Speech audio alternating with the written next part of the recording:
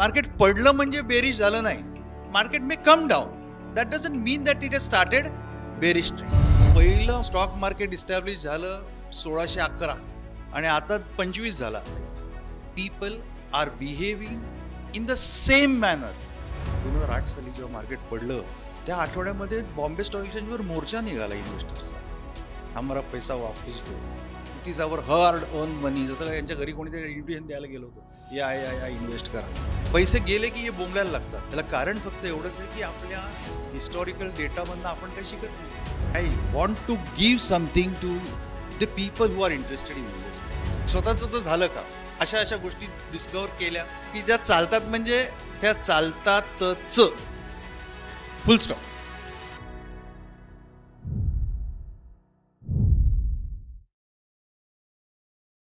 नमस्कार. आज आपण ट्रेंड म्हणजे काय आहे, बेसिक 10-15 मिनिटं फक्त तुम्हाला ते सांगणार आहे. म्हणजे नवीन लोक असतील तर त्यांना काहीतरी समजेल की बाबा हा ट्रेंड काय आहे, आणि बुलिश ट्रेंड म्हणतात म्हणजे काय, आणि अप ट्रेंड म्हणजे काय, आणि त्या अप ट्रेंड आणि बुलिश ट्रेंड मध्ये काय फरक आहे. त्याच्या पहिल्यांदा मी तुम्हाला एक विचारतो, तुमच्यातले किती लोक ऍक्च्युअल मार्केटमध्ये काम करतात? जरा हात वर कराल. वाह, व्हेरी गुड. चार्ल्स डाऊ हा एक गेल्या वर्षीच्या माझ्या व्हिडिओमध्ये सुद्धा तुम्ही ऐकलं असेल की चार्ल्स डाऊ हा माणूस काही अनालिस्ट नव्हता. तो काही इन्व्हेस्टर टाईपचा माणूस नव्हता. ब्रोकर होता काही वर्ष तो. पण त्याचं वॉल स्ट्रीट जर्नल नावाचं एक पेपर होता आणि त्याच्यात तो लिहायचा एडिटोरियल.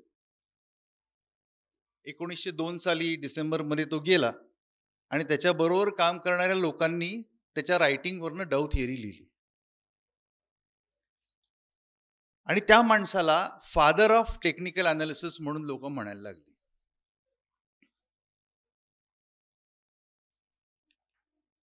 त्याचे अनेक एडिटोरियल्स आहेत. पण माझ्या पीएचडीच्या अभ्यासामध्ये जेव्हा मी पुस्तकं वाचत गेलो, ती वापरत गेलो, प्रॅक्टिकली बघत गेलो, 650 पुस्तकांचं माझी बिब्लिओग्राफी आहे, तेव्हा लक्षात आलं की मी मागे जाता 3 लाईनवर जाऊन अडकलो. त्याच्यातला एक पार्ट हा आहे समोर तुमच्या.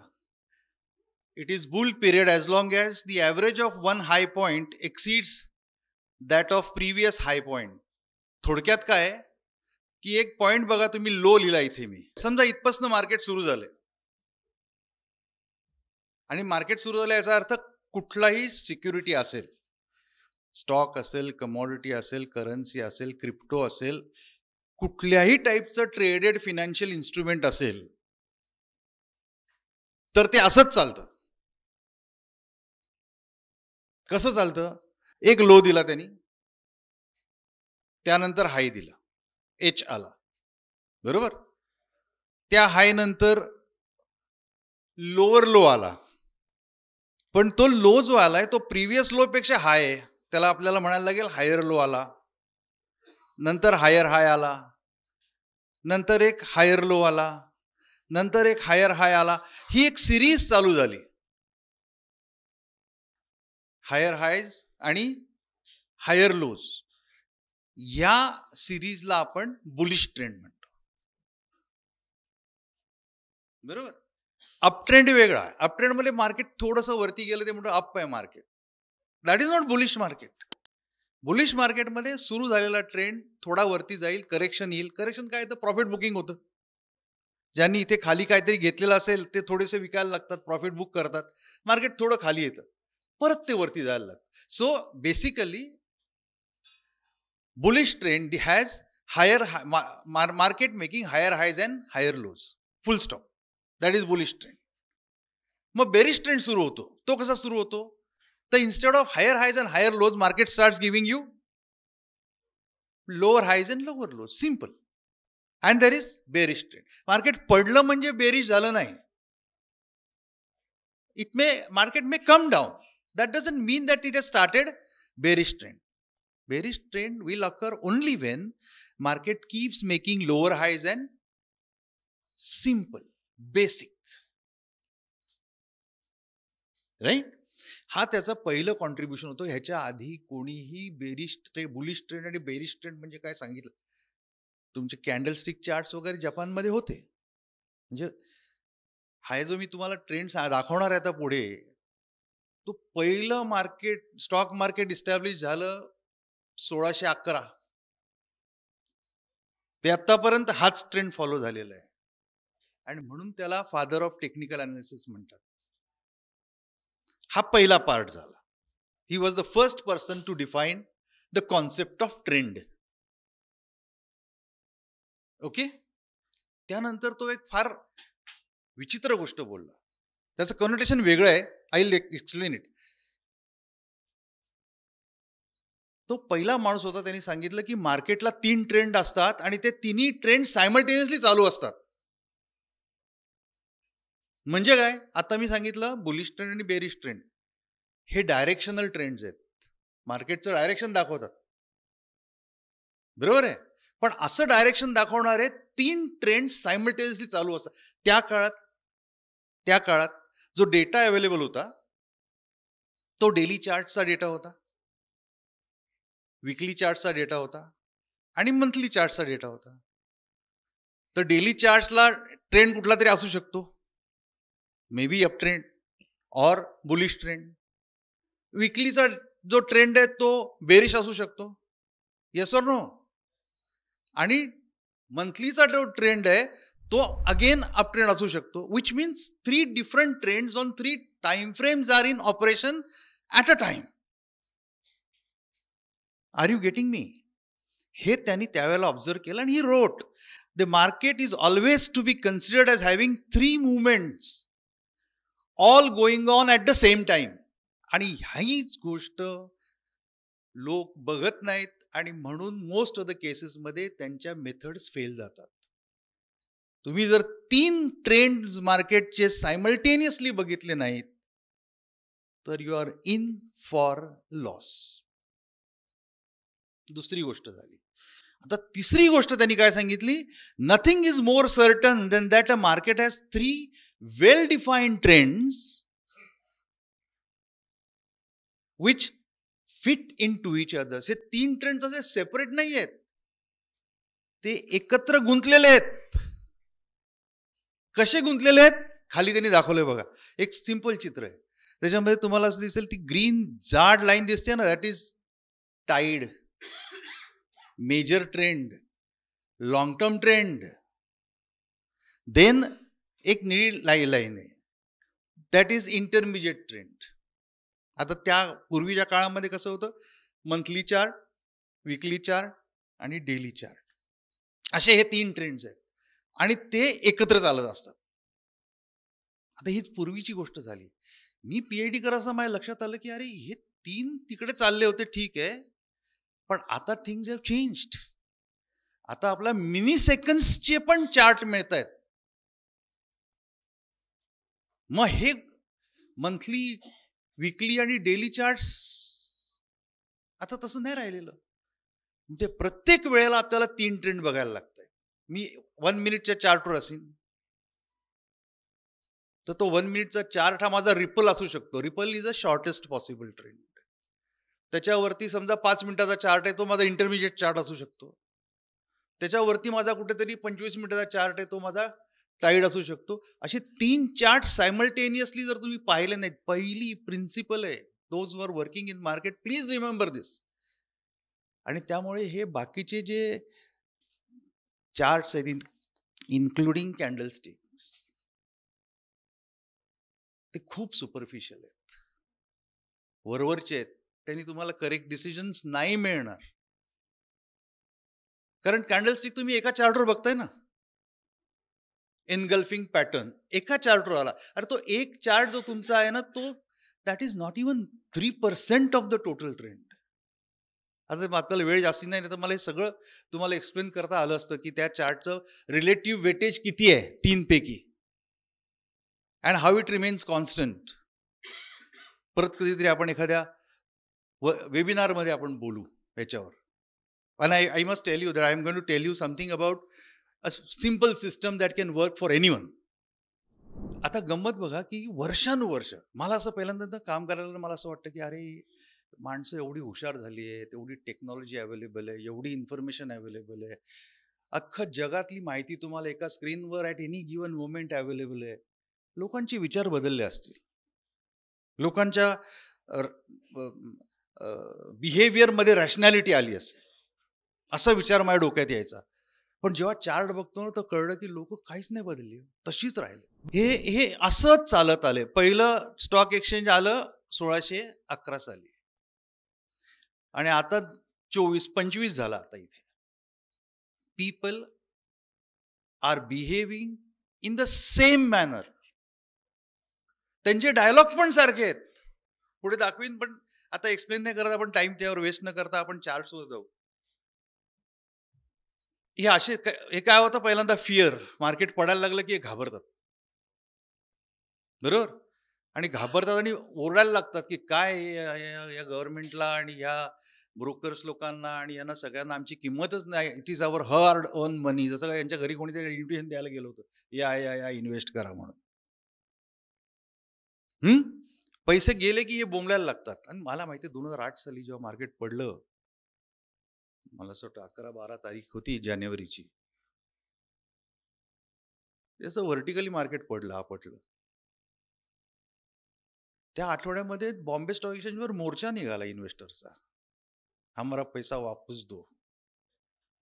हे काय, तुम्हाला कोण बोलवायला आलं होतं का घरी इन्व्हेस्ट करा म्हणून? पण हे असेच बिहेव करतात. फिअर, घाबरतात, घाबरून शेअर्स विकून टाकतात. विकून टाकल्यानंतर त्यांच्या लक्षात येतं की अरे आता तर एकदमच पतंग झाली, सगळ्याच्या सगळं विकून टाकतात. आणि मग नंतर ते मार्केट पडायचं थांबतं. मग डिस्पेअर. काय हे घाणेरडं, सगळं मार्केट घाणेरडं आहे, हा जुगार आहे, जुगार.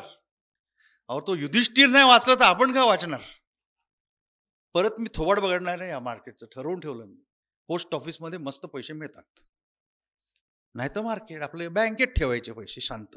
60% बाद झाले. आपल्याला विचार नाही करायचा की 60% दरवर्षी आपल्याला लॉस होतोय, हा विचार नाही करायचा. हे सगळे घाबरट माणसं पळून जातात. आता पुढे काय होतं, हुशार माणसं हे सगळं बघत असतात. ती माणसं कोण आहेत? ती माणसं आहेत त्यांच्याकडे फिनान्शियल मसल आहे, पैसे आहेत. ती माणसं आहेत त्यांच्याकडे अॅनालिस्ट आहेत, त्यांच्याकडे नॉलेज आहे, त्यांच्याकडे एक्सपिरियन्स आहे. ती माणसं बघायला लागतात की इकॉनॉमिक कंडिशन्स चेंज होत आहेत आणि आता मार्केट पडायचं थांबलंय. ते हळूहळू इन्व्हेस्टमेंट करायला सुरुवात करतात आणि मार्केट चढतं. मार्केट वरती यायला लागलं की लोकांना परत कॉन्फिडन्स येतो. चायला यावेळेला बरं दिसतंय मार्केट गेल्या वेळेपेक्षा. हे बाबा परत येतात आतमध्ये. थोडं मार्केट वरती जाऊन खाली आलं की यांना कॉन्फिडन्स येतो, चलो अब मार्केट भारी आहे. हळूहळू येतात. पण ते 5 शेअर घेतात, 5, 10 शेअर घेतात.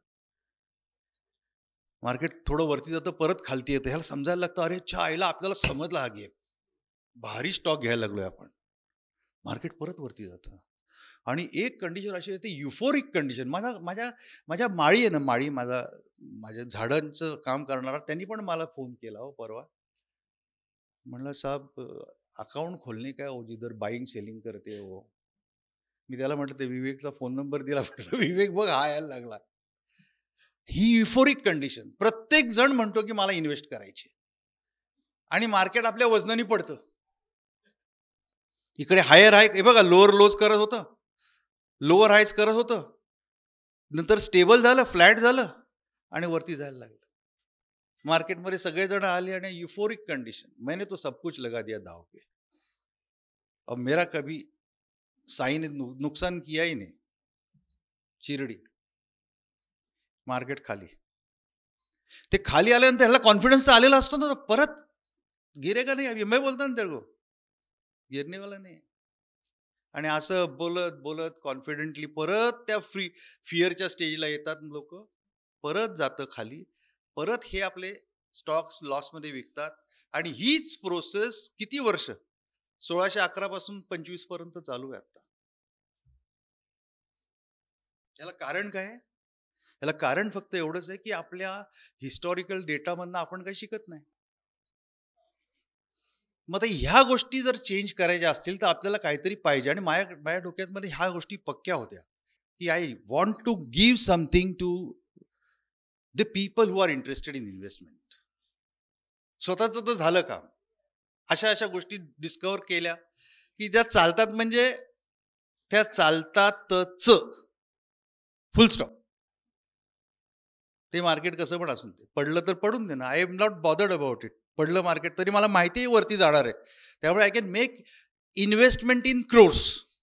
I can ask my clients, my friends to make investments blindly. ते 33% चालतं मार्केट, 50% चालतं मार्केट, हे फडतूस लोक आहेत. 90% चाललं पाहिजे कमीत कमी, तर ती आपली स्ट्रॅटेजी. नाही तर त्याला काही अर्थ नाही. मार्केट इज अनसर्टन असून दे, but we need to have strategy for uncertain markets only, right. ते सगळे सायकोलॉजिकल फॅक्टर्स होते, पण let's not waste time on that. तर चार्ट्स जे बघतो ना आपण, ते चार्ट्स काय आहेत? ते चार्ट्स आहेत ना, ते 3 डेटा फक्त एक्सचेंज मध्ये निघतात. 3 डेटा.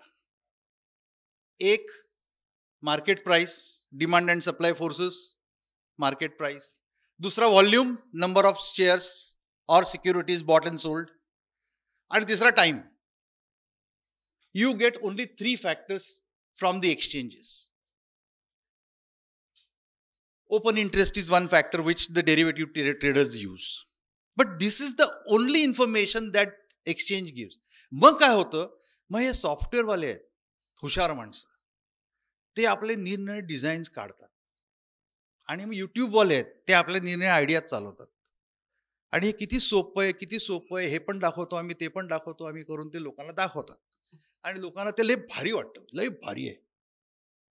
पण ते चालत नाही unless it is based on hard facts which are historically tested, used, experientially proven, right? अच्छा, तुम्ही जरा प्रश्न काय असतील तर विचारा. या, बोला ना.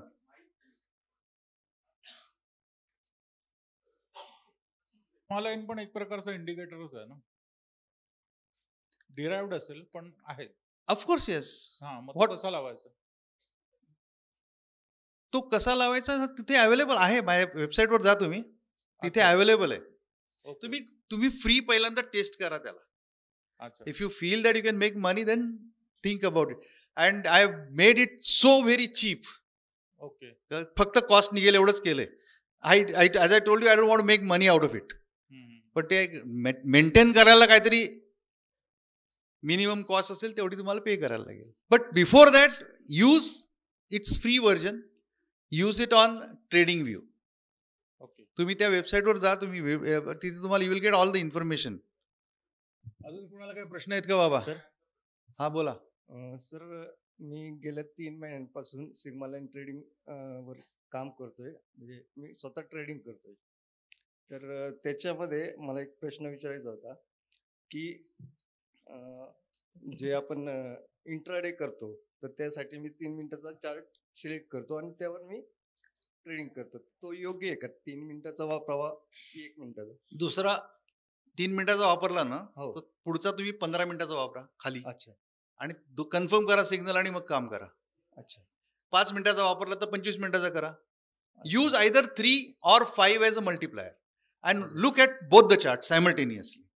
You will not make mistake. Okay. And visit the website. I've given the detailed information about this new version. Which you can recommend for studying also.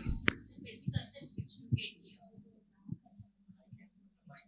For the basic concepts of technical analysis, I would strongly recommend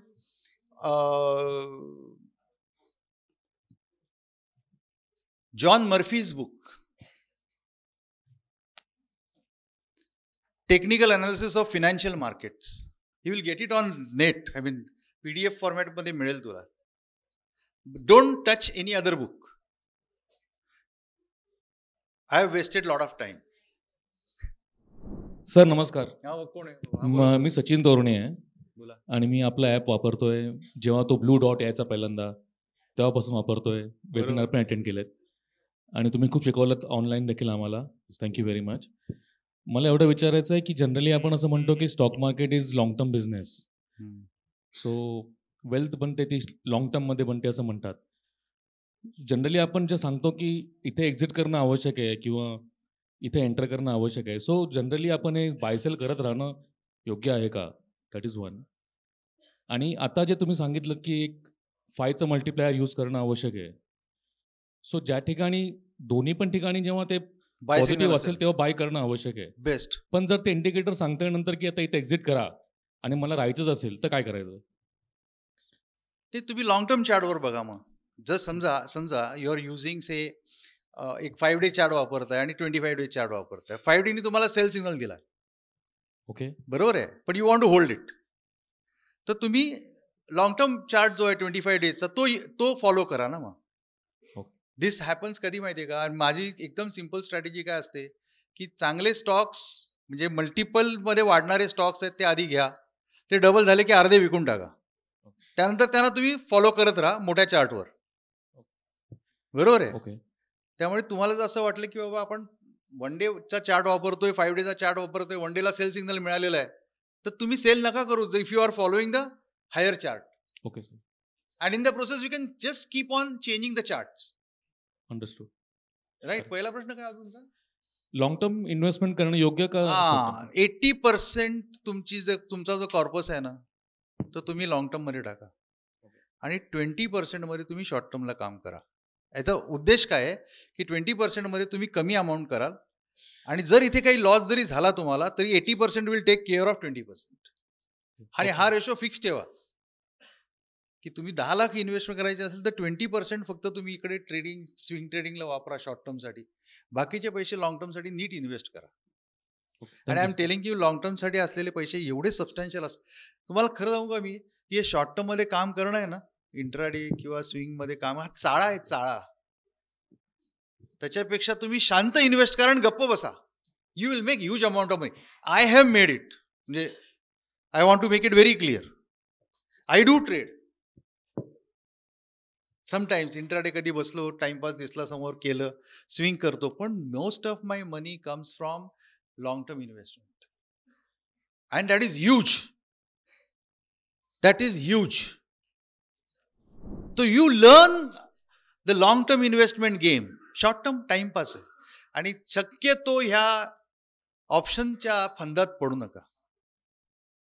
आपल्याकडे problem, माझा मुलगा इंग्लंडला असतो आणि तो risk मॅनेजमेंटमध्ये MS करतोय आणि त्याचा जॉबच तो आहे, तिकडच्या मार्केटमध्ये काम करतो. त्यांच्याकडे ऑप्शन पोझिशन्स आहेत ना, ह्या 3-3 वर्ष ते होल्ड करू शकतात. हे आपल्याकडे एका वीकमध्ये तुम्हाला पोझिशन बंद करायला लागते, एका महिन्यात तुम्हाला पोझिशन बंद करायला लागते. It becomes a short term game. ज्या वेळेला तो लॉंग टर्म असा गेम होतो की 3 वर्ष you can hold the position. आता त्यांनी नॅचरल गॅस घेतला तर he is planning to earn in big thousands. म्हणजे युरो ह्याच्यामध्ये पाऊंड्समध्ये. But that is possible because he can hold the position for a very long time. इथे तसं नाही आहे ना. अजूनही आपलं तुम्ही जर बघितलं ना, तिसऱ्या सायकल मधलं जर तुम्ही एखादं काय घ्यायला गेला तर त्याला लिक्विडिटी पण नसते स्टॉक्सच्या याला. त्यामुळे शक्यतो I would say don't fall in that trap. आणि ते मग काहीतरी कोणतरी येऊन सांगतं sellers only earn in option trading. मूर्ख आहेत. पहिली गोष्ट म्हणजे आपण जे काही काम करणार आहोत ना रोज ते सेफ पाहिजे, नंबर 1. नंबर 2, त्याच्यानी आपल्याला टेन्शन येता कामा नये. कारण ते त्या पैशाचं करायचं काय? जो पैसा मला सतत टेन्शनमध्ये राहून मिळणार आहे, रोज उठायचं आणि मार्केटमध्ये बसायचं आणि टेन्शन, अरे काय झालं, रात्री टॉयलेटला जायला उठला तरी पटकन बघायचं काय झालं, US मार्केटचं काय झालंय, हे काय, हे एन्जॉयबल लाईफ नाही आहे. Isn't it? I want to be very happy. I'm earning because I want to be happy. I don't want to remain tensed always. तर चेहऱ्यावर दिसायला लागतं ते टेन्शन. काय झालं, हे झालं, मोदी असं बोलले, काय करायचं मला, मोदी काय बोलतायत. माझा संबंध नाही त्याच्याशी काय. मला चार्ट सगळं दाखवतायत. Because everything that happens around market gets discounted in price. So I am focused on price. I don't look at the news at all. In fact last टाइमला मी तुम्हाला सांगितलं होतं news and views are of no use. एक टायवाला कोणतरी येतो आणि काहीतरी बडबड करतो. त्याचा तो धंदा असतो बडबड करायचा. तो स्वतः इन्व्हेस्ट पण करत नाही मोठी अमाऊंट आणि ते आपण फॉलो करतो. आपले पैसे वाढवण्यामध्ये फक्त आपल्यालाच इंटरेस्ट असतो. दुसऱ्या कोणाला त्याच्यामध्ये इंटरेस्ट नाही. That you have to realise. Isn't it?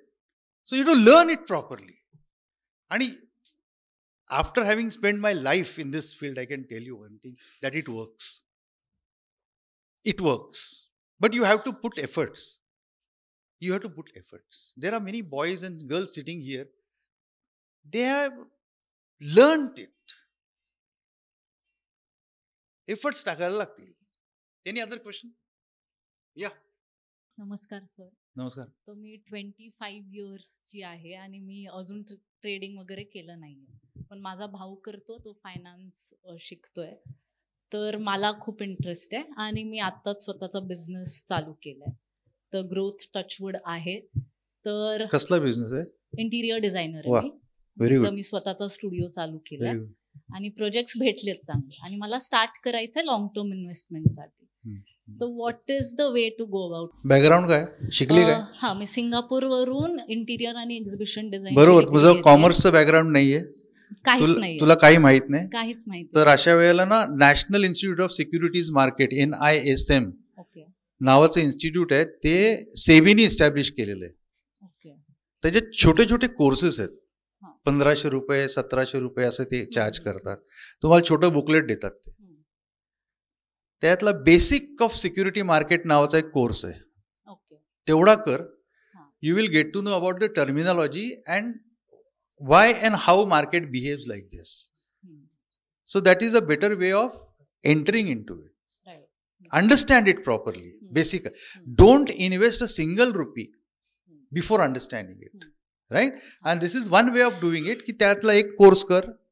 तुला समजायला लागेल थोडंसं काय होतं. तर तू get involved into it. Right? आणि त्यानंतर इफ यू फील की नाही मला आवडतं हे काम, तर मग learn something, remain in touch and do it gradually, systematically. Right? You are a professional. Yes. You should remain focused more on your work. Right. Right? And thereafter learn this as hobby. And if you feel fit, you can convert that hobby into a profession. I don't want to turn it No, into but profession. that should be your joint profession line. हा, exactly. Right? A second line of career. तर Because- माझं फक्त question basically हा आहे की किती investment केली पाहिजे? कारण की माझा भाऊ स्वतः फायनान्स मध्ये आहे, तुझं तो स्वप्न करतो. किती मोठं आहे? खूप मोठे आहे. मग खूप इन्व्हेस्टमेंट करायला. नाही, स्टार्टिंग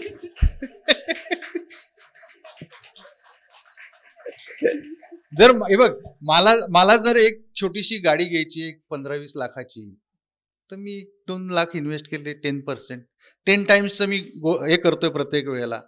मग मी 1/10 इन्व्हेस्टमेंट केली तर I can think of buying a car. मला हेलिकॉप्टर घ्यायचंय, तर मी 2 लाखांनी काय होणार आहे सांग मला.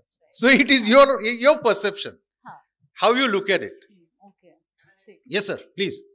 How fundamental analysis is equally important to technical. In all the countries, they use the financial simulation with virtual money and actual prices you trade. Then you actually jump. Similar, तसं तुम्ही काय रेकमेंड करता का?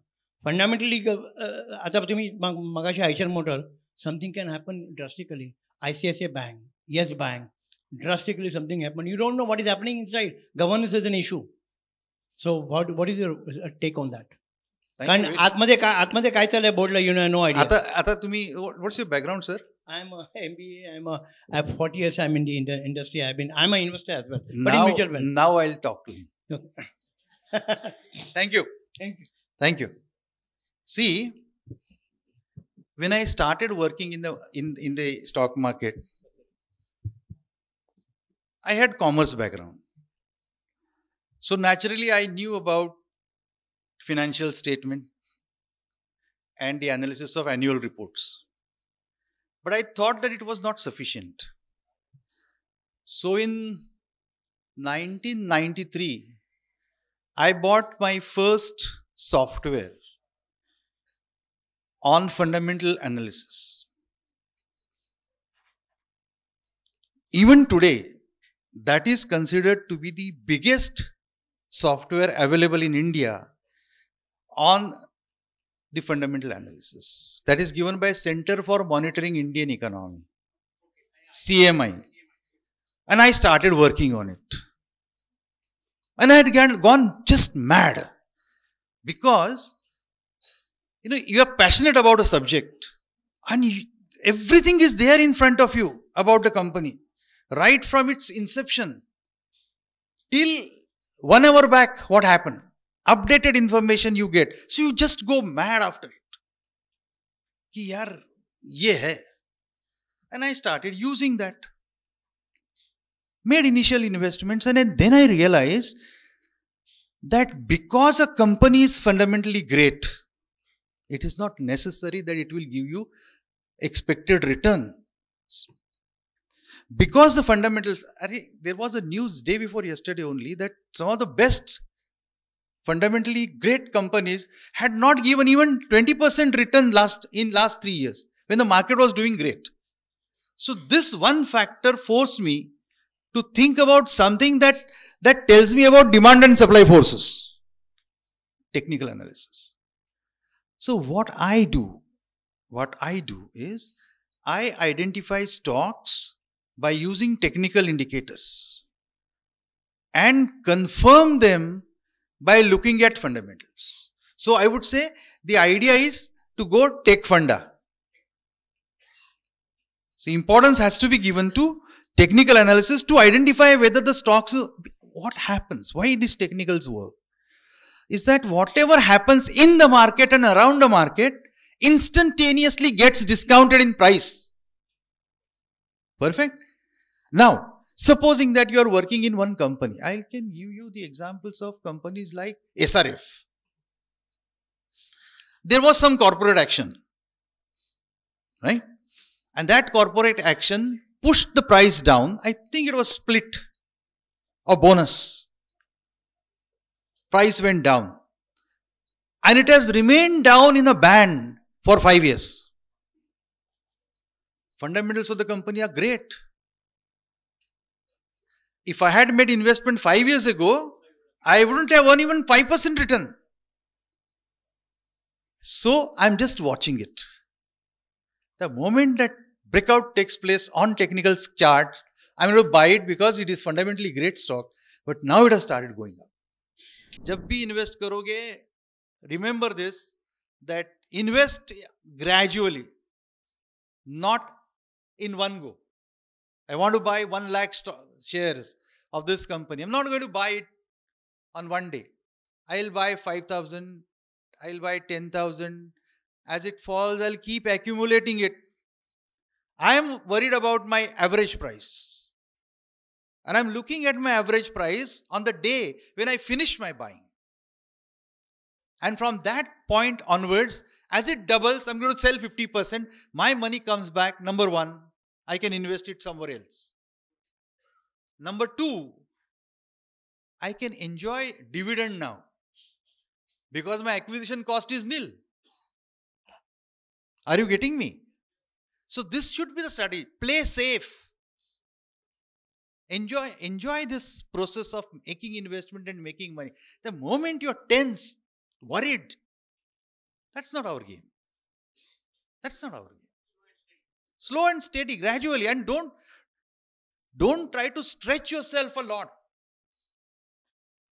Loan लेके लोग invest कर रहे हैं, नॉनसेंस, एब्सोल्यूट नॉनसेंस. कार्टेल करते, चल रहे तू भी इन्वेस्ट कर, मैं भी इन्वेस्ट करता, दोनों मिलके करेंगे, मरने वाले हो. 100%. It's a personal game. Stock market investment is your baby. Is it okay? Can I stop now?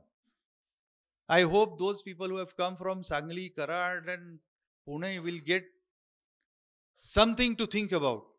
And before we stop, let me thank Atul, his team and Business Jatra for bringing us all together. And it's a great job they're doing. Thank you very much.